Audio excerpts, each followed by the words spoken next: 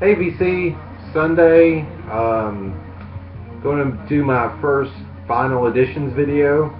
I haven't been making out to the record store as much as I would like here lately. Been really busy, but I do have a small stack of stuff here that I picked up in the last few weeks to show you. First thing, actually made it out to the record store today and picked this up, playing in the background. I hope I'm pronouncing this right. Sidi, Toure. It's an African guitarist. Really just a virtuoso African guitar player. Amazing stuff. Sort of, folkish, but with a lot of great grooves. I don't know anything about this guy. I just bought it because it was on sale, and the cover, looked interesting. I know next to nothing about him, but as you can hear, the guitar playing is really phenomenal. Stands out. If you know anything about this guy, let me know. I've not really checked him out too much, but I like what I hear so far. Picked this up a few weeks ago. Sleep, Dope Smoker reissue. Sleep being the sort of seminal stoner metal band. Really, had never really heard much of Sleep. I'm a big fan of Matt Pike's work in High on Fire. I knew he was in Sleep, so I just assumed I would dig this. I'd always read a lot about this. This is really cool. This reissue. It's on Southern Lord. I'm a really big Southern Lord Records fan. As far as I think they put out a lot of good quality metal, and their packaging is always just so awesome. They always do it really right. Really awesome artwork there that kind of completes the picture there. What's really cool about this is it's on a sort of a green vinyl. It's sort of a really cool. And listened to this a few times now. Really dig it. It's very, stoner metal, laid back. A little bit of sludge metal in there.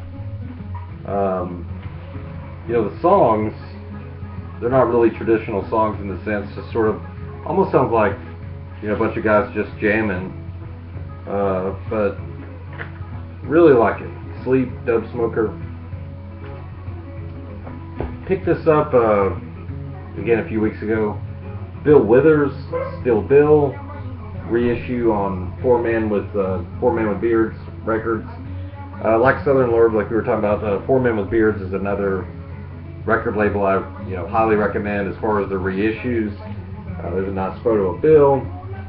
Everything I think they reissue is almost always on 180 gram, which is nice thick pressing. And again, with this packaging, it's amazing. You have all those photos of Bill.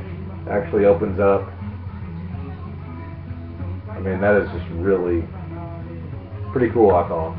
As far as the record goes, it's a classic soul record, as many of you are familiar with Bill Withers. A lot of great songs on this one. I believe this is Bill's second album. Lonely Town, Lonely Street, Let Me In Your Life, of course, Lean On Me. Great playing, great songwriting, and Bill's voice. My God. It's like all these singing shows that are popular right now, that soul type voice. I think that's what they're going for, is Bill Withers. But I mean, Bill Withers, what a bad man. He truly, Bill didn't care. He was the man. So, a new LP from 2013, Bill Callahan, Dream River. Huge Bill Callahan fan. Although I'm not familiar with most of his stuff in Smog, I've really sort of gotten in on Bill's solo career. Really love the album Sometimes I Wish We Were an Eagle. I didn't check out Apocalypse. I'd heard one or two songs and was kind of a little underwhelmed, but Dream River is it's really fantastic. I think it'll definitely end up on my best of 2013 list. Get the back there. The first song, The Sing, has some, really memorable lyrics. There's a line Bill says, "The only words I said today were beer and thank you." Bill Callahan, to me, is one of those artists that if he wasn't making music, he'd be writing books. Sort of like a Tom Waits to Nick Cave. Bill Callahan is in that category for me. Dream River, just a lot of great playing, a lot of great interplay between the musicians. Just a really good, honest, Americana type record. Highly recommended. Was really impressed with what Bill did on that. Picked this one up today at the record store. Was so excited to see it. I couldn't. I'd never seen it before, and I know it's a reissue like a lot of these records I'm showing today, but still had never seen it. Aphex Twin, Selected Ambient Works, 8592. I have Selected Ambient Works Volume 2 and Richard D. James album. I'd always wanted this one, and online the originals go for crazy money. So it was cool that they reissued this. However, I'm really disappointed with the packaging on this. It's extremely flimsy cardboard. I mean, you can see, and just two standard black inserts. There's no sheets, anything like that. Really did this one on the cheap. Of course, and the records themselves are very thin pressing. Much like the Richard D. James reissue was very similar to that. The Selected Ambient Works Volume 2 was actually pretty well done.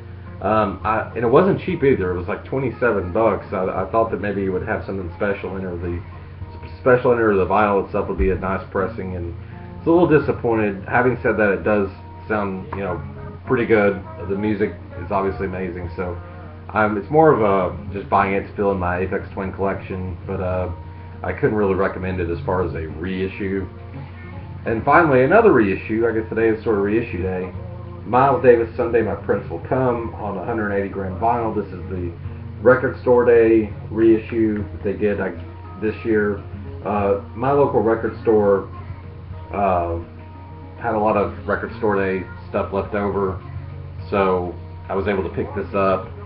I have quite a few of these reissues. They sound amazing, really well done. This band, my goodness, John Coltrane, Hank Mobley, Wynton Kelly, Paul Chambers, and Jimmy Cobb. What an amazing band, playing sort of these, this is when Miles was sort of still doing the standards. This is just one of my favorite Miles albums. I think it's fairly underrated in this catalog, but sounds great. And that's all I've really picked up in the last few weeks. Yeah, so thanks for checking it out.